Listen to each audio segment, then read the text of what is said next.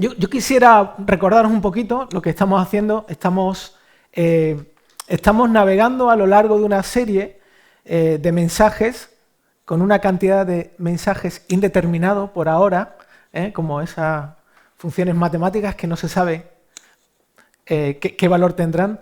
Pero bueno, la cuestión es que estamos compartiendo acerca de hábitos, de cosas que nos ayudan a conectarnos a Dios, que Dios ha dispuesto para nosotros.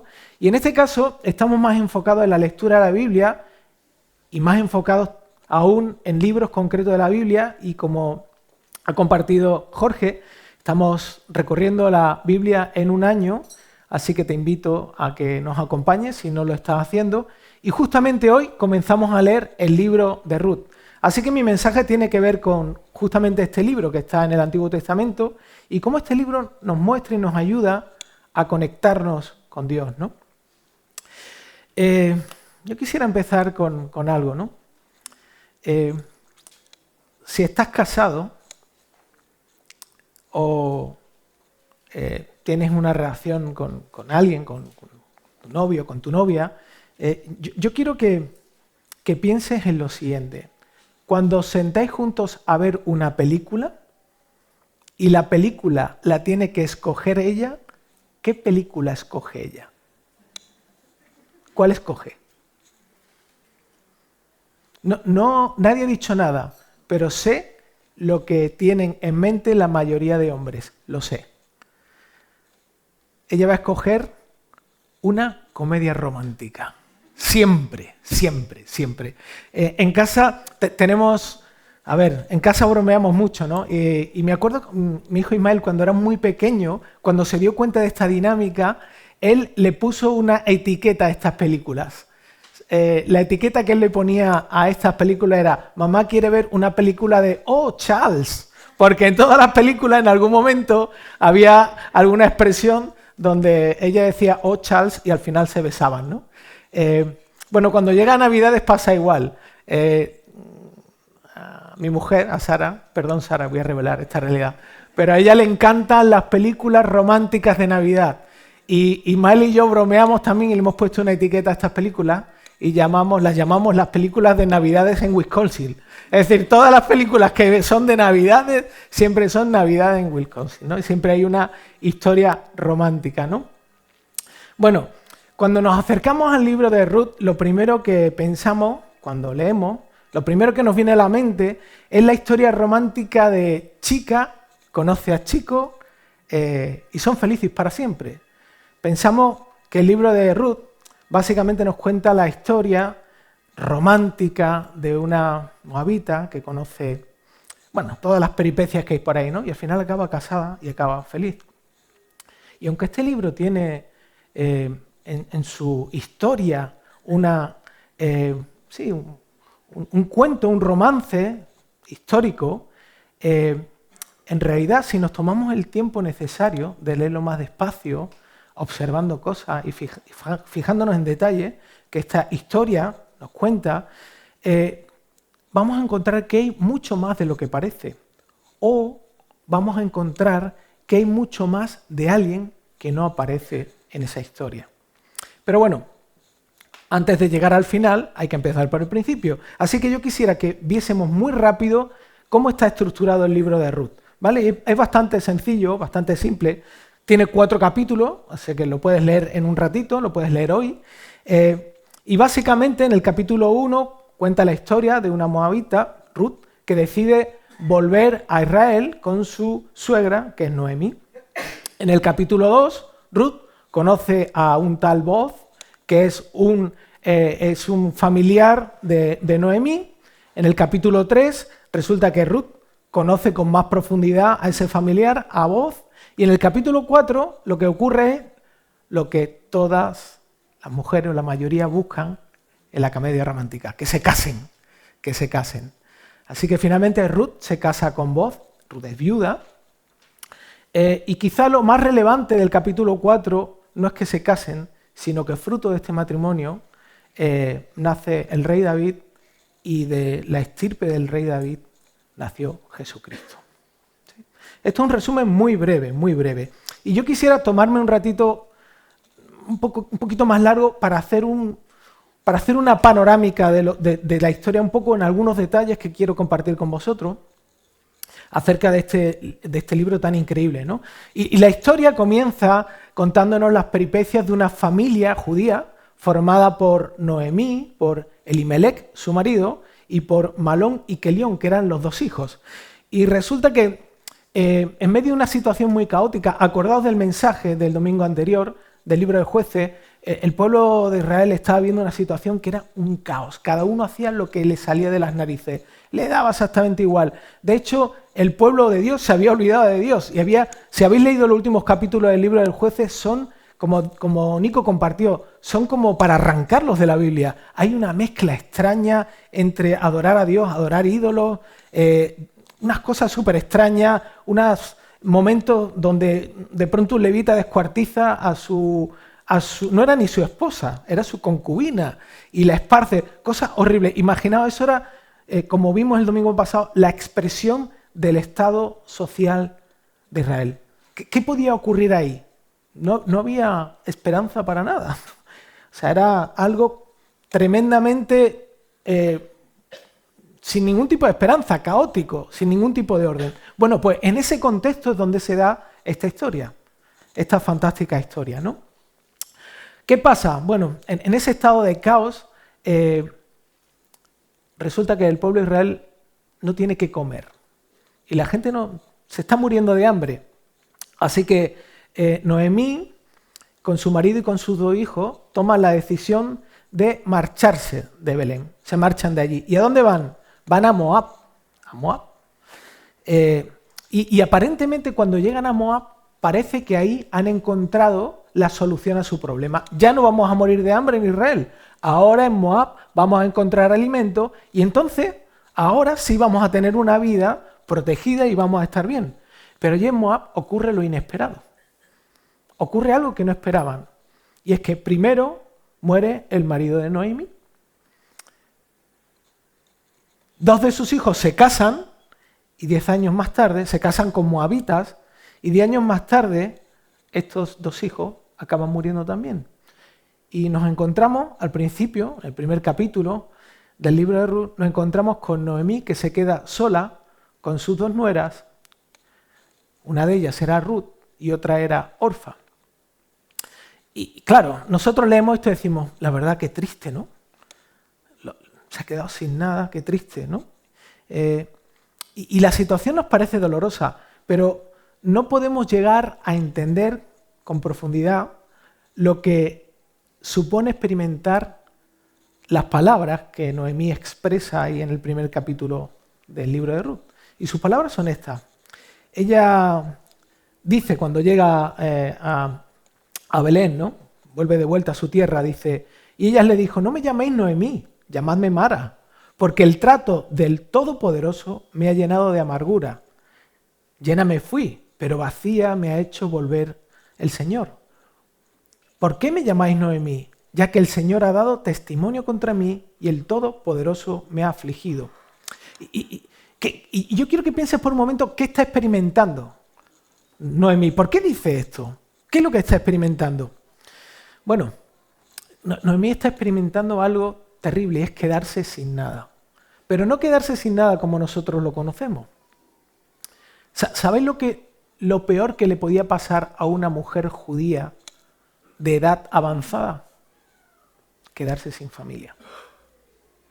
Quedarse viuda y quedarse sin hijos. Eso era lo peor. Lo peor. Porque por un lado, eso suponía que se quedaba sin recursos para vivir.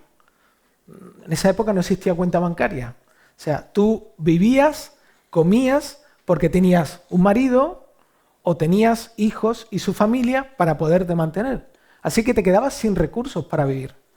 De pronto es como si de pronto tu cuenta bancaria desapareciera y no tuvieses trabajo. No tienes opción. No tienes nada. No tienes seguro de vida. Estás sola. Pero además de lo anterior, Noemí también había perdido algo más. Había perdido la esencia de su identidad. Mira, esto a nosotros nos cuesta mucho entenderlo, pero para la cultura judía el dinero no era importante.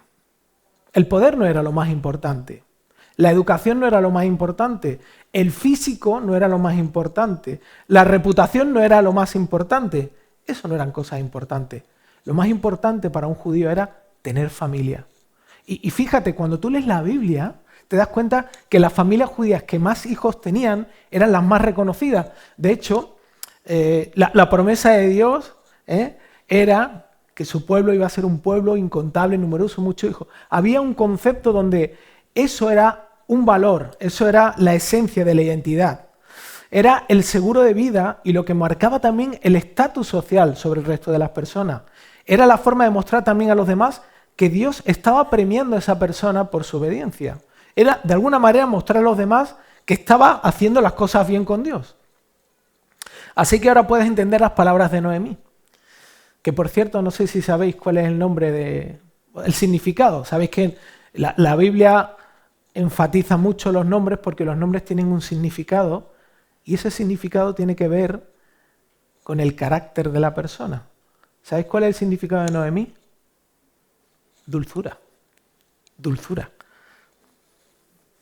Así que la que debería caracterizarse por ser una persona dulce, ella misma expresa que es una persona amarga, amargada y que está vacía, que vuelve vacía a Belén. Y vamos a aparcar esto por un instante ahí, ¿vale? Y vamos a pensar en algo un poquito más cercano a nosotros. Quiero que piense en esta pregunta. ¿Cómo te dice a ti tu cultura quién eres? ¿Cómo te dice tu cultura? ¿Qué es tu cultura? Tu cultura es los valores, el estándar de tu alrededor, tus propios valores, tu propio estándar, con los que tú formas quién eres tú. En el caso de Noemí, ella no era nadie sin esposo e hijos, y por eso cuando los pierde, cuando no tiene nada, queda desolada y vacía. No lo digo yo, lo dice ella misma, así es como lo expresa, ¿no? Claro, tu problema y mi problema no tiene que ver con los hijos, no tiene que ver con el marido. No, eso parece que está muy lejano, ¿no? Pero, ¿qué dice tu cultura acerca que no cumple, de las personas que no cumplen el estándar de belleza? ¿Qué dice tu cultura de las personas que son consideradas feas? ¿O qué dice la cultura o tu cultura de las personas que tienen sobrepeso? ¿Qué piensan ellas? ¿Qué piensas tú de las personas que tienen sobrepeso? ¿Qué piensas tú de tu propio cuerpo si no cumple el estándar, ¿no? Y de las personas que no llegan al éxito profesional o escolar, ¿qué dice la cultura? Es curioso, ¿no? La cultura a veces dice que es tolerante, pero en la realidad no es así. En la realidad no es así. En la realidad, las personas que no cumplen el estándar son personas que no tienen valor. O son personas a las que hay que tener lástima, ¿no? ¿O qué dice la cultura o tú mismo de tus expectativas personales no cumplidas? O incluso, vamos a traer esto en nuestro ámbito del día a día aquí. ¿Qué dice tu cultura de tus expectativas espirituales no cumplidas? ¿Qué dice? Lo que vemos a través de la experiencia de Noemí es que nos ayuda a entender que lo que más tememos perder hoy es lo que está definiendo quiénes somos ahora. Aquello que te dé más miedo perder es en realidad aquello que está definiendo quién eres tú ahora. Es más, cuando eso lo pierdes, cuando aquello lo pierdes y te quedas desolado y vacío, te ayuda a darte cuenta de que eso es lo que está controlando tu vida. ¿Qué es para ti eso ahora? ¿Qué es? ¿A qué es lo que más miedo le tienes? Quizá al fracaso en un área particular. Quizá no llegar a ser lo que quisieras ser. Quizá alcanzar lo que tiene otra persona. Claro, cuando uno experimenta esta realidad de perder lo que siente que lo define, tiene que probar el vacío. ¿Y a quién le gusta llegar a ese punto, no? ¿A quién le gusta llegar al punto donde te quedas sin recursos, donde no tienes lo que sostiene tu vida? ¿A quién le gusta, no? ¿Algún voluntario aquí que levante la mano? No veo a nadie que levante la mano, ¿no? Bueno, es tremendamente interesante porque hay una autora cristiana reconocida que habla acerca de cuáles son las formas que Dios usa para volvernos a conectar con Él. Y ella dice lo siguiente, ¿no? Dice, aunque nos parezca extraño, la desesperación realmente es algo bueno en nuestra vida espiritual. La desesperación nos lleva a abrirnos a soluciones radicales, deseosos de enfrentar todo tipo de riesgos con el fin de encontrar lo que buscamos. Son los desesperados los que buscan con intensidad consumidora, porque ellos saben que su vida depende de ello. Y sigue diciendo, como el paciente que sufre de cáncer y viaja a un país extranjero, esto no está escrito en la pantalla, en busca de una cura que no puede hallar en el territorio que le es familiar, los buscadores espirituales se embarcan en el intento de encontrar lo que no puede ser hallado dentro de los límites de la vida tal y como la conocemos. Emprendemos una búsqueda de sanidad que no hemos podido encontrar en todos los otros tipos de cura que hemos procurado. Hemos recorrido todo el camino hasta los bordes de nuestras propias respuestas. Hemos agotado las posibilidades y finalmente estamos dispuestos a admitir que nos faltan las fuerzas ante los grandes desajustes que presenta la vida. ¿Os dais cuenta? Que el libro de Ruth nos habla de la experiencia de Noemí en este momento, pero también nos enseña que Dios usa esta experiencia en su vida y en nuestra vida. Pero, ¿y qué de Ruth? ¿Qué podemos decir de Ruth? Vamos a mirar un poco acerca de Ruth, ¿no? Ahí tenemos a Ruth con Noemí. Ella decide quedarse y volver a Belén con Noemí. Bueno, nosotros vemos esto, ¿no? Y decimos, qué menos, ¿no? Es su familia. La sangre es la sangre. O sea, no, es lo que debe hacer. Es lo normal, es lo que debiera hacer. No debería dejarla sola, debería ir con ella. Es su responsabilidad. Tiene que cuidarla. Si no lo hace, es mala persona, ¿verdad? Es muy mala persona. Pero yo quiero que pienses en un detalle muy importante. Ruth era moabita. ¿Qué es eso de que era moabita? Los moabitas eran enemigos de los judíos. Los moabitas eran enemigos de los judíos. Mira, la relación de amistad entre un moabita y un judío era la misma que la de un nazi con un judío. Exactamente la misma. Exactamente la misma. Así que, ¿qué suponía que Noemí, qué suponía acompañar a Noemí para Ruth? ¿Qué suponía?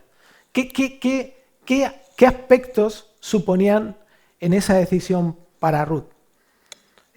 Lo primero, rechazar la oportunidad de construir una identidad segura. No hemos leído todo el texto, pero Noemí le dice a Ruth y a sus dos, a las dos esposas de su hijo, les dice, mira, no vengáis conmigo, iros.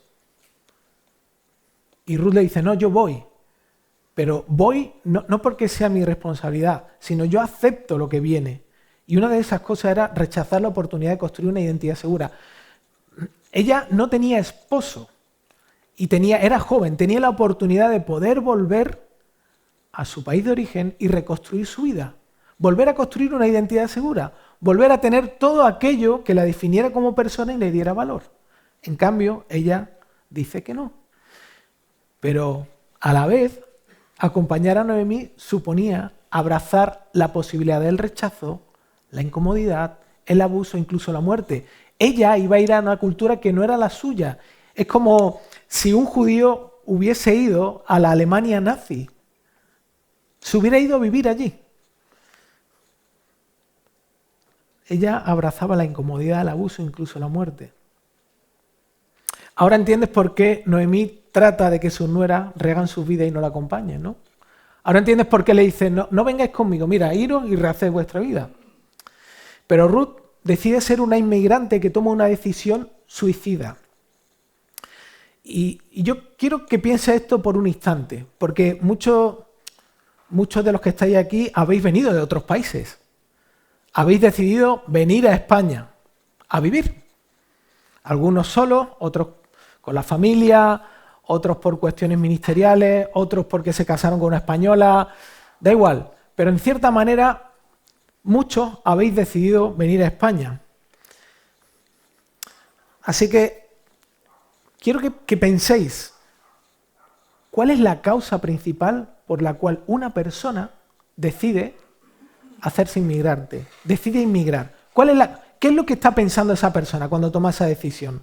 De forma general, ¿qué tiene en la mente? Te lo voy a decir yo.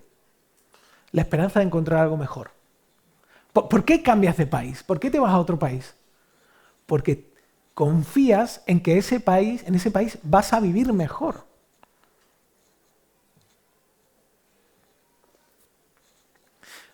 Si eso es así, ¿por qué entonces Ruth hace lo que hace? Porque Ruth no está tomando una decisión para encontrar algo mejor, un país mejor. Está tomando una decisión para encontrarse una situación incluso peor y peligrosa. Pero ¿por qué Ruth hace eso? ¿Por qué Ruth decide acompañar a Noemí? Bueno, quédate con esa pregunta, porque no la voy a responder ahora.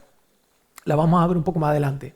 Así que quiero ir un poquito más rápido, no quiero pararme tanto, ¿no? Pero la historia de este libro nos cuenta cómo Ruth, una vez en Belén, se busca la vida para conseguir comida, que era el objetivo, y casualmente va a recoger espigas a un campo que es de Booz, ¿no? De un pariente de su suegro, de un pariente lejano, ¿no?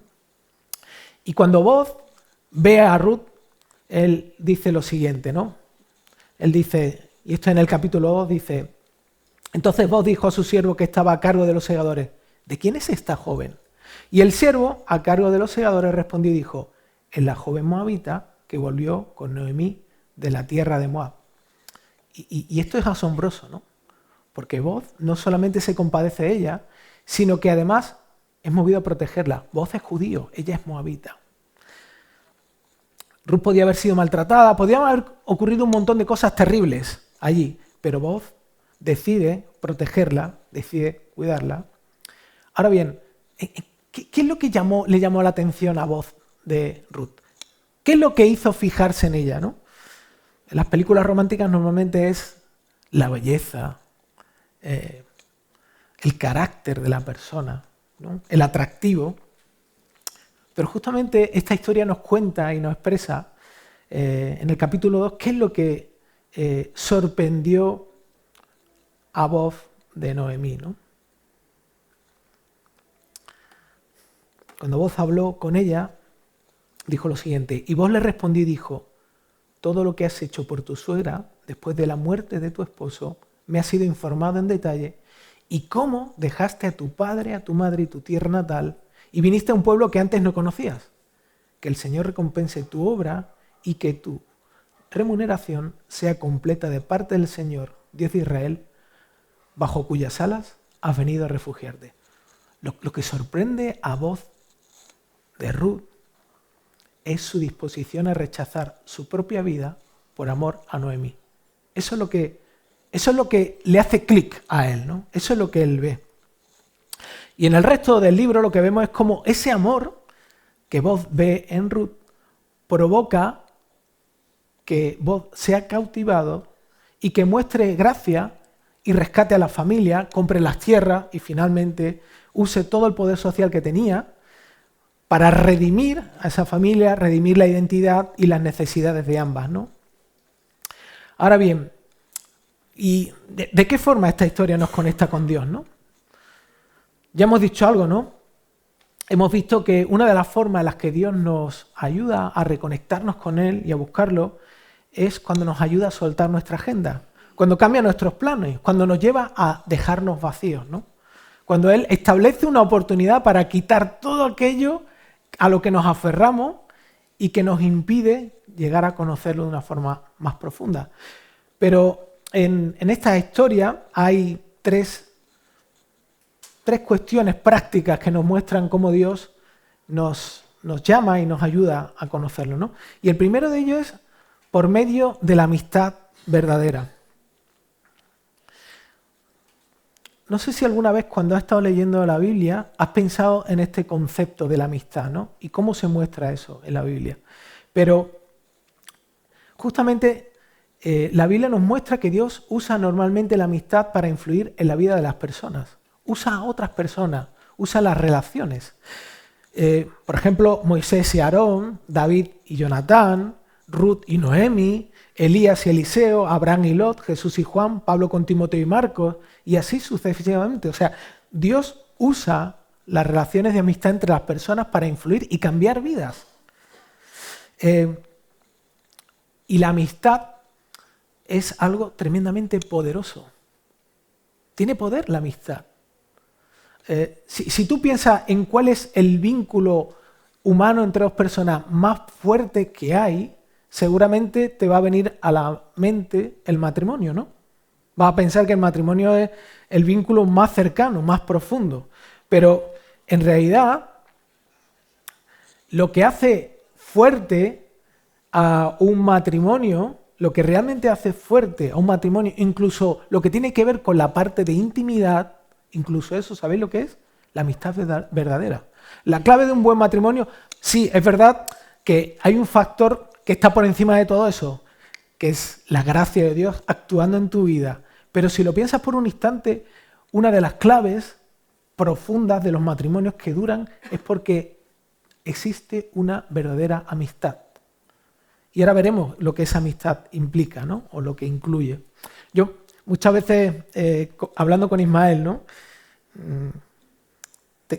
Mi padre no lo hizo conmigo, quizá eran otros tiempos, ¿no? Pero siempre que trato de hablar con él y me siento, digo, Ismael, cuando escojas a una mujer para toda la vida, haz algo que antes sea una buena amiga. Ten una amistad con esa persona.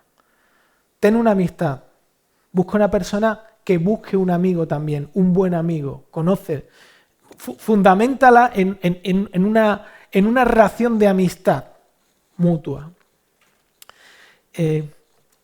Así que si la amistad es algo que Dios usa, la amistad verdadera, y tiene tanto poder, ¿cómo se muestra esta verdadera amistad entre Noemi y Ruth? Hemos pasado muy rápido por ahí, pero la amistad verdadera muestra algo, y es amor incondicional. Lo que caracteriza una amistad de verdad es que hay amor incondicional. Eso es lo que hace que sea duradera, eso es lo que hace que transforme, que cambie. Y esto está muy conectado en la forma en la que nosotros compartimos el Evangelio con otras personas. Y parece que voy a cambiar de tema, pero no, ahora voy a conectar, ¿no? Porque normalmente cuando solemos presentar el Evangelio a otras personas, ¿cómo lo hacemos? ¿Cómo se suele hacer normalmente? Se puede hacer de muchas formas diferentes, pero por lo general la perspectiva global o como abordamos esto es lo siguiente. Lo que nos acercamos a esa persona y tratamos de demostrarle que su Dios, que lo que esa persona cree es falso y que lo que debe hacer es aceptar a mi Dios porque es verdadero.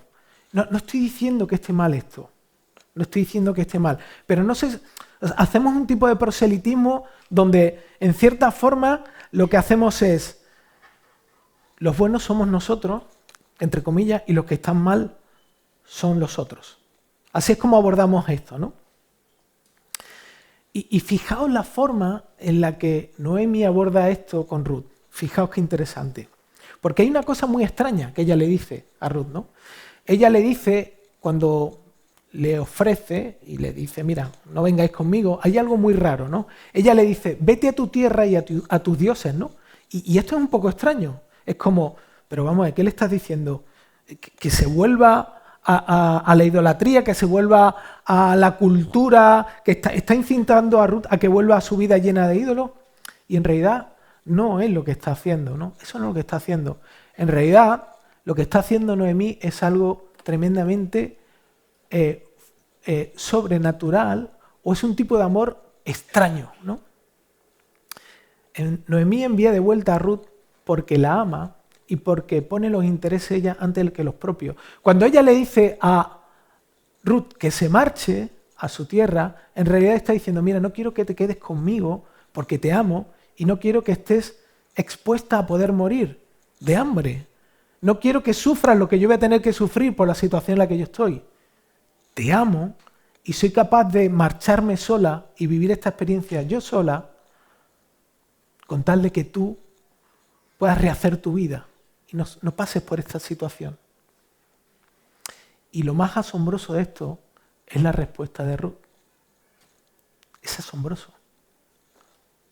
Es tremendamente asombroso porque ¿sabéis cómo responde Ruth a este tipo de amor? Ruth dice, donde tú vayas yo iré, tu Dios será mi Dios. Tu Dios será mi Dios. La razón por la que Ruth quiere creer en un Dios que demanda exclusividad, el Dios de Israel era un Dios exclusivo, pues la forma en la que Ruth acepta acompañar y hacer el Dios de Noemí su Dios es ver el tipo de amor no exclusivo y sacrificial que hay en el corazón de Noemí. El amor que el Dios de Israel ha puesto, el Dios de Israel exclusivo, ha puesto en el corazón de Noemí. Así que uno de los medios más poderosos donde podemos hacer que otros puedan encontrarse con Dios es el amor incondicional a través de una verdadera amistad alimentada por ese mismo tipo de amor en nosotros. Y ese tipo de amor solo lo puede dar Dios. Otra cosa que vemos en esta historia es mostrando esperanza, porque Dios siempre está activo, siempre Dios está activo ahí, ¿no? Algo curioso de la historia del libro de Ruth, que sí se da en otros, es que no hay milagros. Si tú lees esta historia, ahí no hay milagros. No hay nada, no hay cuestiones sobrenaturales. No se ve, no hay sueño, no hay ninguna voz de Dios que hable a Noemí, a Ruth o a otra persona, no hay apariciones de Dios, no hay nada de eso. No hay absolutamente nada de eso. Habla de la vida corriente de una familia inmigrante que tiene que irse a otro lugar o tiene que volver a su tierra. Y es porque este relato está escrito para personas que oran, personas que le piden cosas a Dios, pero no ven ninguna respuesta a su alrededor. ¿No te ha pasado alguna vez que luchas con la idea de que Dios parece no estar haciendo nada en tu vida? ¿No ha pasado que miras alrededor y dices, bueno, mi hijo, mi hija no cambia, mi marido, mi esposa sigue igual, mi situación laboral, mi situación personal parece que no cambia, parece que esto no avanza, yo tampoco parezco cambiar mucho, la vida parece que está estancada, parece que no hay esperanza en medio de todo esto, ¿no? Y el libro de Ruth nos recuerda que en medio del caos del libro de Jueces se da esta historia dirigida por Dios, ¿no? Noemí tenía una agenda. Noemí tenía su propia agenda. Aquí pasamos hambre, nos vamos a Moab y ahí nos construimos nuestros chalets, tenemos nuestro supermercado y comemos y estamos tranquilos. Ella pensaba todo lo que Dios debía estar haciendo para su vida, pero la agenda de Dios era mucho mejor. Por eso era incapaz de ver las señales de esperanza. Por eso era incapaz de ver todo lo que Dios estaba preparando y cómo iba a usar esa familia. No podía ver su vuelta a Belén, la compañía de Ruth, poder obtener sustento, el encuentro con vos, todo lo que Dios tenía preparado para su vida. Y a nosotros nos pasa mucho, igual, muchos de los que estamos aquí. Nos cuesta, no podemos ver, disfrutar y agradecer todo lo que Dios está haciendo en nuestra vida. Nos cuesta disfrutar a Dios, porque estamos más ocupados en tratar de que nuestras agendas se cumplan. Tenemos nuestra perspectiva en nuestra mente, nuestros planes, y estamos tan enfocados en ellos, tan a veces arrastrados por ellos, que no podemos ver los detalles de cómo Dios está hilando la historia de cada uno de nosotros.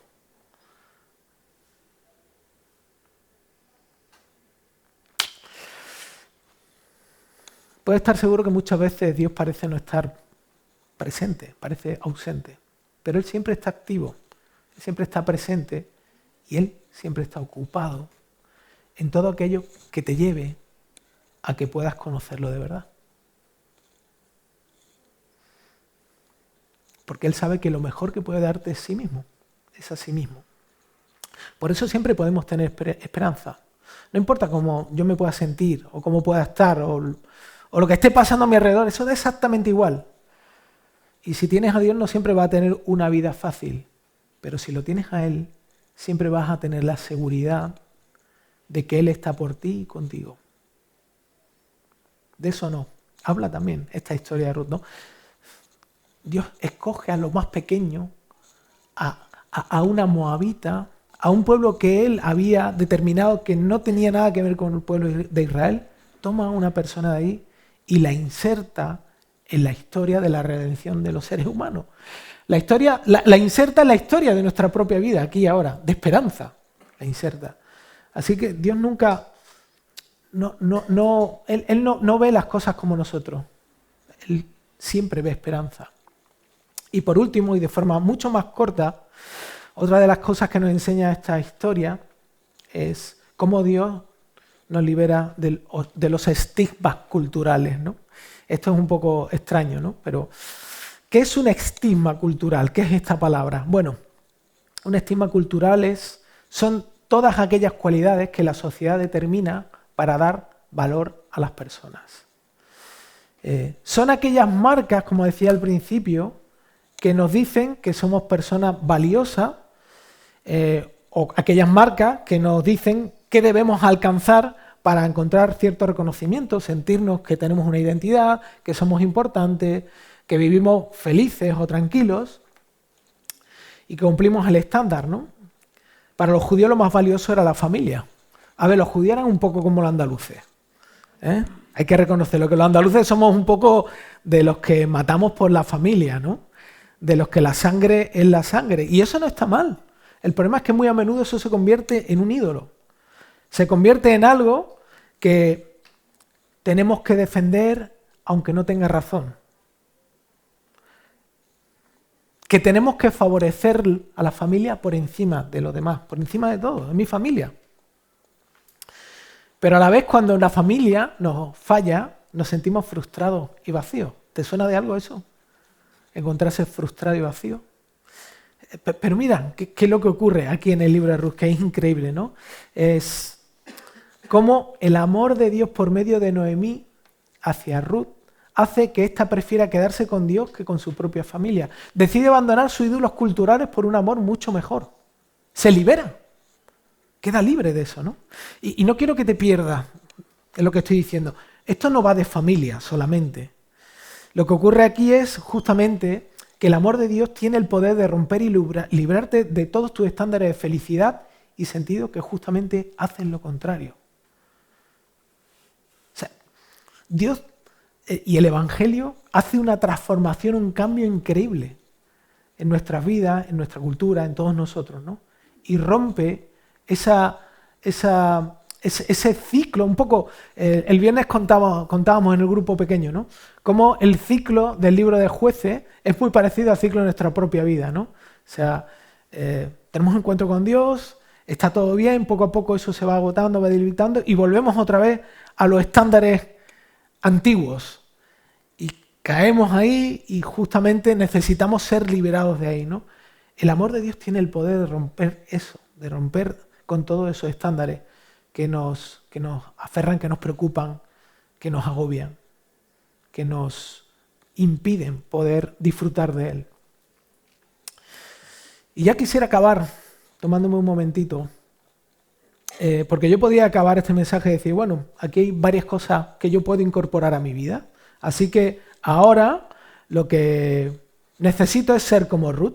Ahora lo que yo necesito es, bueno, ahora tengo que entender que Dios quiere usar el poder de la amistad para influir en mí y influir a través de mí. Tengo que estar buscando los detalles que Dios muestra en mi vida, donde hay esperanza, donde Él está actuando. Y por último, pues dejar de lado todos esos estándares míos propios de la cultura que me mantienen esclavizado. Ahora, ¿cuánto tiempo aguantarías tú? ¿Cuánto tiempo aguantaríamos manteniendo esto? ¿Cuánto tiempo? ¿Cuánto tiempo tardaríamos en volver a caer otra vez en las mismas cosas, ¿no?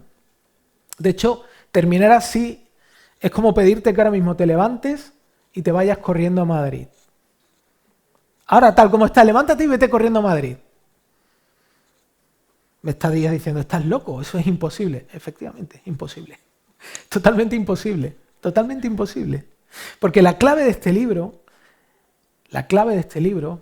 es el amor sacrificial de Ruth. Ruth dejó la casa de su padre, abandonó su país, se convirtió en una inmigrante instalada en un país donde sería una persona non grata, abrazó el rechazo y el sufrimiento. ¿Te recuerda a alguien todo esto? ¿Por qué hizo esto Ruth? ¿Acaso Ruth cogió y dijo, bueno, mis propósitos de año nuevo es empezar a vivir así? No, Ruth hizo esto como una respuesta al amor sacrificial de Noemí. Fija, no sé si has llegado a darte cuenta, pero este libro es como el amor sacrificial genera una onda expansiva y cambia a las personas, pero no el de las personas, es de Dios mismo. Dios impactando la vida de las personas. Ahí está. Está en Boaz, está en Noemí, está en Ruth. Así que, ¿cómo puedo llegar a vivir como Ruth? Bueno, cuando el amor de Ruth me recuerde al amor de Jesús hacia mí. Cuando Ruth amó a Noemí, lo hizo a pesar de lo que podía ocurrirle. Cuando Jesús me amó a mí y te amó a ti, sabía. No era una posibilidad, Él sabía todo lo que tenía que vivir. Él dijo sí a todo eso, a pesar de ti, a pesar de mí. Él dijo sí quiero. Así que cuando esta realidad vuelve a tocar lo más interno de tu ser y de mi ser, entonces no puedes evitar que ese tipo de amor salga fuera de ti. Hacia Dios y hacia otras personas. Y esa es la clave de una de las cosas que nosotros este año queremos. Estamos orando por ello y estamos queriendo crecernos. Por eso oramos que Dios traiga a 10 personas no creyentes. Que Dios salve a través de nosotros. Que Dios sea conocido a través de nosotros. Y la clave no es solamente compartir el Evangelio, sino que el amor de Cristo sacrificial en tu vida tenga un impacto y afecte tu corazón. Así que de esto nos habla el libro de Ruth, nos habla del amor de Cristo. Y eso es lo que necesitamos cada día. Sí, lo sabemos, pero no lo sabemos. Lo sabemos, pero no lo sabemos. Por eso Dios nos regala momentos donde tenemos que encontrarnos vacíos de nosotros mismos para que Él nos llene de su amor incondicional. Vamos a orar. Señor, gracias porque como una historia aparentemente romántica nos habla de un tipo de amor tan extraño para nosotros e imposible de producir. Quizás recupero las palabras que Rubén oraba antes de empezar a predicar. Y esas palabras tenían que ver con, Señor, que tú uses y que tú ejerzas tu poder en nuestro corazón para poder percibirte, para poder entender, para poder sentirnos identificados de una forma con la experiencia de Ruth. Que queremos experimentar tu amor incondicional e inmerecido. ¿Cuántas veces haces cosas en nuestra vida para que corramos a ti y nosotros huimos hacia otros lugares? Y yo quisiera que nos confrontaras, que nos llamaras, que gritaras dentro de nosotros y que hicieras todo lo necesario para que te podamos percibir, para que podamos entregarnos a ti una vez más, para que podamos decir, el Dios de estas mujeres es nuestro Dios y que queremos ir donde tú vayas, Señor. Así que gracias porque esta historia nos llena de esperanza, donde tú haces lo inesperado en medio de lo extraño, de contextos raros. Y no importa cómo estemos, no importa cómo estamos, no importa nada de eso, porque estás dispuesto a que nos acerquemos a ti. Yo quisiera, algo que hablamos el viernes y con esto quiero terminar. Señor, queremos, y yo te pido por esa sana desesperación que nos lleve a tener hambre de ti, una necesidad de buscarte nueva. Así que pido, Señor, que por tu Espíritu produzca esto en nuestro corazón. En el nombre de Jesús. Amén.